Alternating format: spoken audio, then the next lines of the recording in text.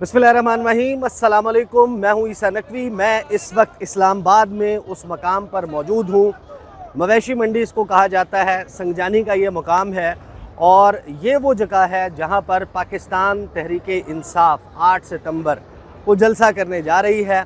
इस वीडियो में मैं आपके सामने एक ओवरव्यू रखूँगा कि यहाँ पर पहुँचते हुए रास्ते में किस किस सूरत हाल का मैंने सामना किया, किस किस्म की तैयारियाँ जलसागाह में चल रही हैं, ये जलसा कामयाब होने का किस कदर इम्कान है, क्राउड कितना यहाँ पर आ सकता है और क्या इस हवाले से तैयारियाँ जो पाकिस्तान तहरीक इंसाफ कर रही है वो कारगर साबित होंगी। कुछ चीज़ें आगाज़ में मैं बता दूं कि ये जो जलसा है, इस जलसे को आप ये समझ सकते हैं कि ये डू और डाई जलसा है पाकिस्तान तहरीक इंसाफ के लिए। ख़ास तौर पर एक बहुत बड़ा इल्ज़ाम जो बार बार पाकिस्तान तहरीक इंसाफ की उस लीडरशिप पर लगता है जो उस वक्त इलेक्ट होकर असम्बलियों में पहुंच चुकी है, जो तहरीक इंसाफ के लोग जेल में मौजूद नहीं हैं, कि ये इंटरेस्टेड नहीं है जलसा करने में या ये उसके लिए ज़ोर नहीं लगाएंगे। लीडर्स ज़ोर लगाएं या ना लगाएं, लोग जो हैं वो जिस तादाद में इस वक्त 7 सितंबर की शाम को पहुंचे हुए हैं, ये बड़ा हैरान कुन है।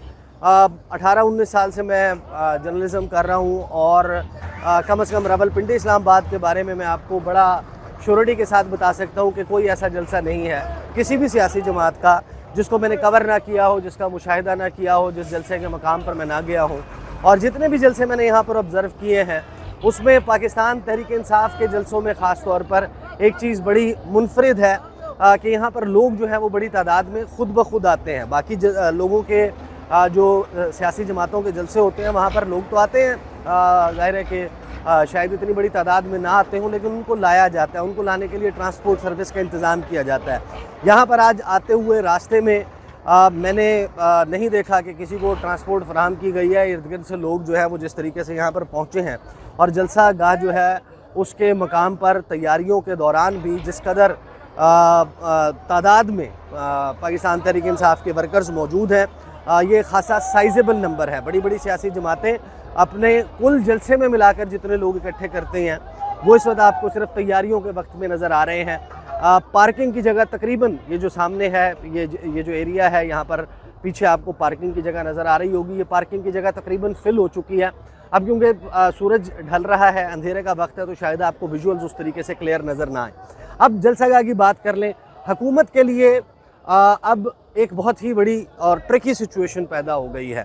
जलसे की इजाज़त तो दे दी है, जलसा होना भी है, लेकिन उन्होंने ये मेक श्योर करना है, जो मेरी अंडरस्टैंडिंग है और उसकी वजह मैं आपको बताता हूँ कि मैं ये क्यों कह रहा हूँ कि मेक श्योर करना है, कि आवाम की तादाद बहुत कम तादाद में पहुँचे और उसके लिए अगर वो किसी भी आने वाले रास्ते को चोक कर देते हैं तो उस सूरत में वो इस ऑब्जेक्टिव को अचीव कर सकते हैं। और इसकी मिसाल मैंने देखी आते हुए।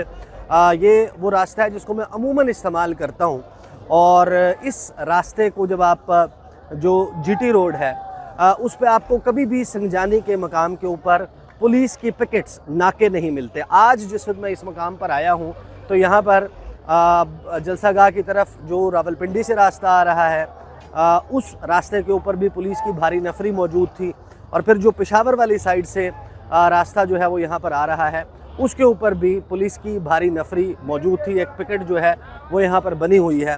यहाँ पर जलसागाह में इस वक्त तैयारियाँ एक जिस तरीके से रूटीन होती है, कंटेनर्स लाए जा रहे हैं, क्रेन जो है उसके ऊपर आपको ये बंदा झूलता हुआ नज़र आ रहा है, ये कंटेनर्स जो हैं वो उठाकर रखे जा रहे हैं और ये जलसागाह बनाई जा रही है।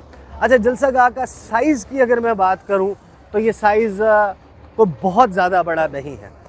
यानी अगर अभी इतनी बड़ी तादाद में लोग यहाँ पर मौजूद हैं, जलसा कल है, तो फिर आप अंदाज़ा लगा सकते हैं कि ये जलसागाह जो है वो साइज़ इसका बहुत बड़ा नहीं है।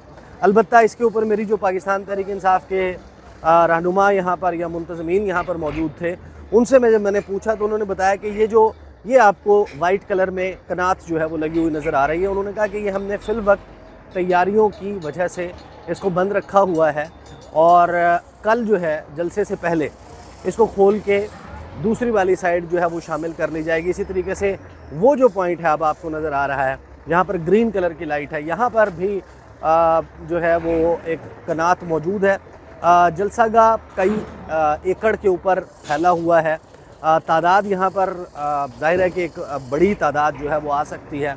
50-60 हज़ार बंदे से ज़ायद तादाद जो है वो बड़ा इजीली यहाँ पर समा सकती है। लेकिन अगर इस के दूसरी जानिब जो रोड है वहाँ तक अगर क्राउड पहुँच जाता है, जलसागाह के बाहर पहुँच जाता है, तो ओवरऑल जब आप इस जगह को देखते हैं, ये मकाम देखते हैं, ये इसकी बैक साइड देखते हैं, ये वो जगह है कि जहाँ पर अगर लोग आना शुरू हो जाते हैं, यहाँ से जो रास्ता मार्गला एवेन्यू से इस जानिब आ रहा है, जो आपको उस साइड पर लाइट्स नज़र आ रही हैं, ये मार्गला एवेन्यू की है जो इस्लामाबाद का एक्सेस दिया गया है।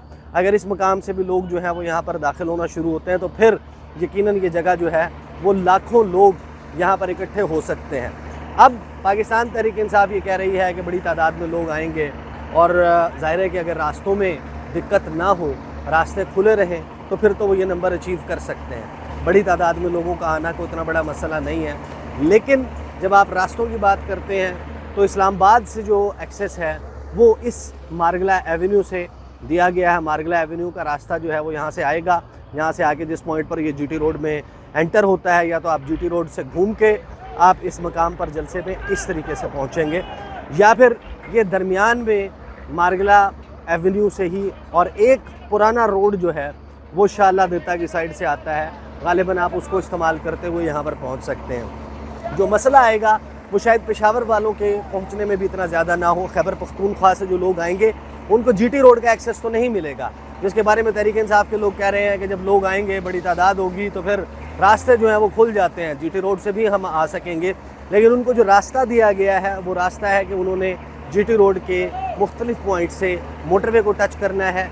मोटरवे चढ़ने के बाद वो AWT इंटरचेंज से इस जलसागाह के लिए पहुंचेंगे, पसवाल रोड को या पिंड नौशहरी रोड को इस्तेमाल करते हुए AWT आर्मी वेलफेयर ट्रस्ट की जो सोसाइटी है उससे बाहर निकलने के बाद।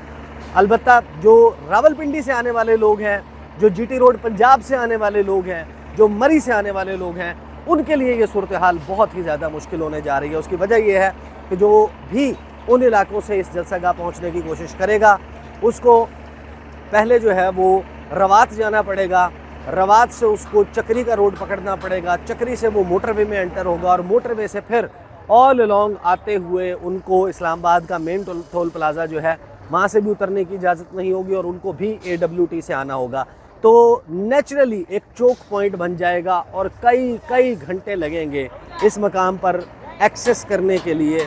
तो तहरीक इंसाफ इसको कैसे मैनेज कर पाती है, कर पाएगी या नहीं कर पाएगी, ये एक ट्रिकी मामला है।